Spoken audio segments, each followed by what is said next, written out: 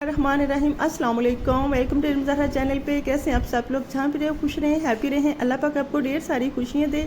आज बना रही हूँ बकरा ईद स्पेशल के लिए बहुत ही मज़ेदार सा डिज़र्ट जो कि सिर्फ 2 से 3 चीज़ों के साथ तैयार हो गया और यकीन करें खाने में तो इसका बहुत ही ज़्यादा टेस्ट है।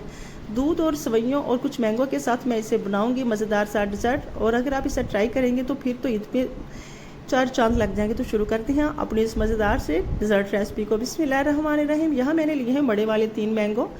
बहुत ही अच्छे मैंगो हैं और इसमें वाकई ये बहुत मीठे हैं। तो आप हमारे पंजाब में तो ये आजकल बहुत अच्छे आम आ रहे हैं। अगर आपके इलाके में कौन से मैंगो चल रहे हैं आपने मुझे कमेंट बॉक्स में मुझे लास्ट में बताइएगा। तो इसे मैं पीलर की मदद से अच्छी तरह से पील कर लेती हूँ।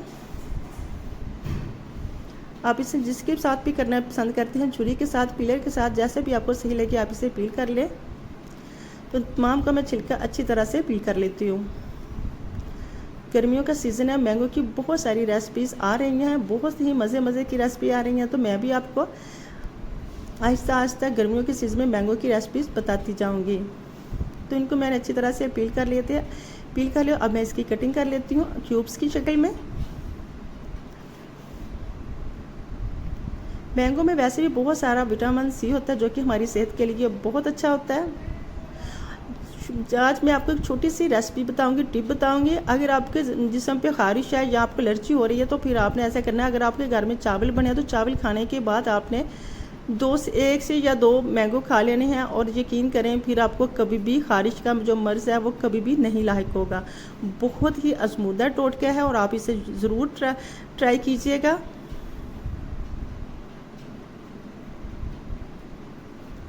तो इनकी तमाम की मैं क्यूब्स अच्छी तरह से कटिंग कर लेती हूँ। इस स्टेज पे अगर आपको मेरी रेसिपी अच्छी लगी है तो लाइक कीजिएगा। चैनल पे नए हैं तो चैनल को सब्सक्राइब करने के साथ बेल आइकन को लास्ट में प्रेस किया करें ताकि हर आने वाली नई वीडियो का नोटिफिकेशन बर वक्त आपको मिलता रहे। फ्रेंड्स और फैमिली में भी शेयर किया करें। कमेंट बॉक्स में बताइएगा कैसी लगी आपको मेरी मज़ेदार सी झटपट तैयार होने वाली कम बजट में आज की मज़ेदार सी रेसिपी। तो तमाम का मैंने रफली सा कटिंग कर लिया।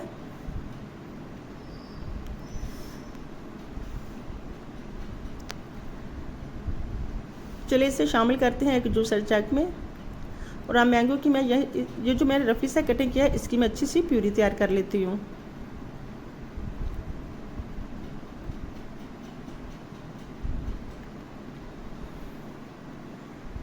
तो लीजिए जी, इसे मैं अच्छी तरह से ब्लेंड करके आती हूँ।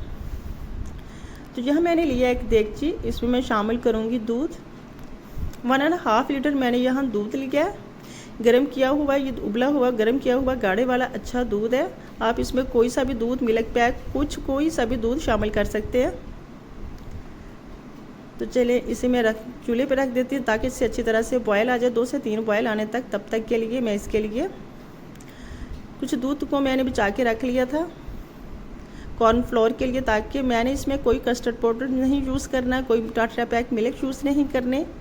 तो जो मैंगो की प्यूरी तैयार की हुई थी वो इसे निकाल लेते हैं बाउल में।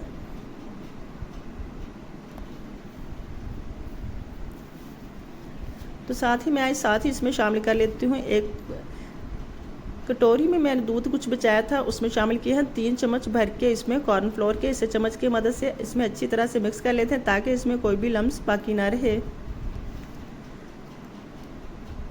तो दूध को 1 से 2 बॉयल आ चुके हैं। अब मैं इसमें शामिल करूंगी। बॉयल आने के बाद अच्छी तरह से इसे चम्मच के साथ देगची से साफ़ कर लेते हैं। किनारों के साथ जितना भी दूध लगा होगा इसे आप उतार लीजिए। इससे दूध में गाढ़ापन आता है।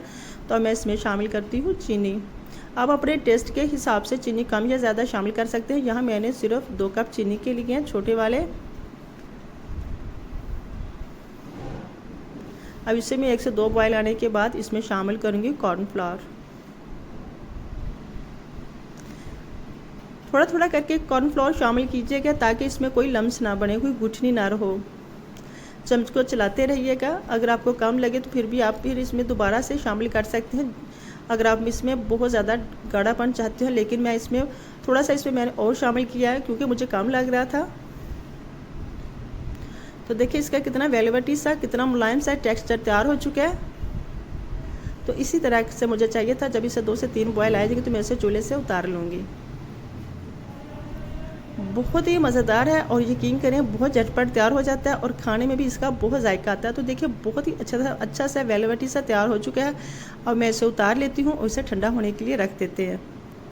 तो इसे मैंने ठंडा होने के बाद अभी मैंने इसे ठंडा नहीं किया और इसमें शामिल कर ली है कुछ मैंने कलर वाली सेवइयाँ ली थी। इन्हें मैंने पहले से बॉईल करके रखा हुआ था। अगर ये आपस में इकट्ठी हो जाए, जुड़ जाएँ, तो फिर आप इसे पानी में शामिल करके दोबारा से पानी निकाल लीजिएगा। बहुत अच्छी तरह से ये लहदा हो जाएंगी। तो ये सेवइयों को मैंने इसलिए लहदा से बॉयल किया है कि ये बहुत सारा दूध जज़ब कर लेती हैं और फिर बहुत कम दूध रह जाता है और जायके में भी इतना अच्छा नहीं होता। इसलिए आपने जब भी कलर वाली सेवइयाँ यूज़ करनी है तो इसे लहदा से बॉयल कर ले। ऊपर से इसका जितना भी मटीरियल होता है वो सारा उतर जाता है और फिर सेवइयाँ बिल्कुल साफ़ सुथरी सी निकल आती हैं। इसकी जितनी भी डस्ट लगी होती है वो सारी निकल जाती है, फिर खाने में भी बहुत जायका आता है। तो इसे अब मैं ठंडा करूँगी अच्छी तरह से। तो 10 से 15 मिनट के लिए मैं इसे ठंडा होने देती हूँ। तो ठंडा होने के बाद इसमें मैं एक बाउल में शामिल करती हूँ।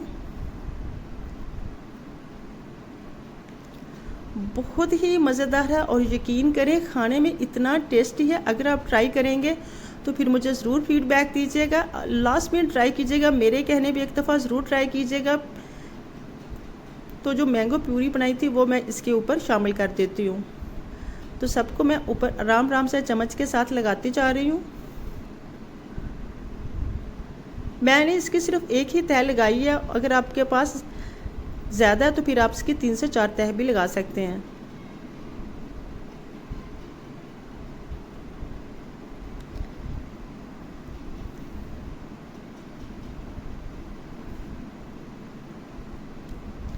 चम्मच के साथ सबके ऊपर मैंने अच्छी तरह से फैला दिया।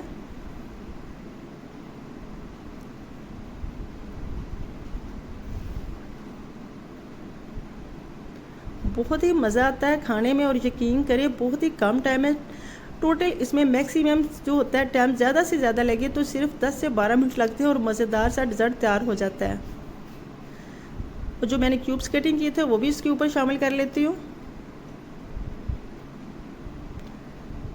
बाकी बचा हुआ जो सेवइयाँ बची हुई थी वो मैं इसके ऊपर शामिल कर देती हूँ। ज़रूर ट्राई कीजिएगा। ईद बिल्कुल आने वाली है, अभी तो बहुत कम दिन रह चुके हैं।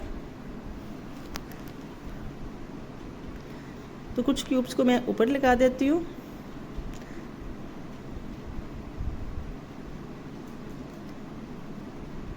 तो लीजिए जी बनकर तैयार हो चुकी है बहुत ही मज़ेदार सी मैंगो सेवइयाँ रेसिपी। ज़रूर ट्राई कीजिएगा, लास्ट में ट्राई कीजिएगा और फिर मुझे भी फीडबैक दीजिएगा। अगर आपको रेसिपी अच्छी लगी है तो लाइक कीजिएगा और अपने फ्रेंड्स और फैमिली में लास्ट में शेयर कीजिएगा। तो थोड़ा सा डिज़र्ट मैं डिश आउट करती हूँ।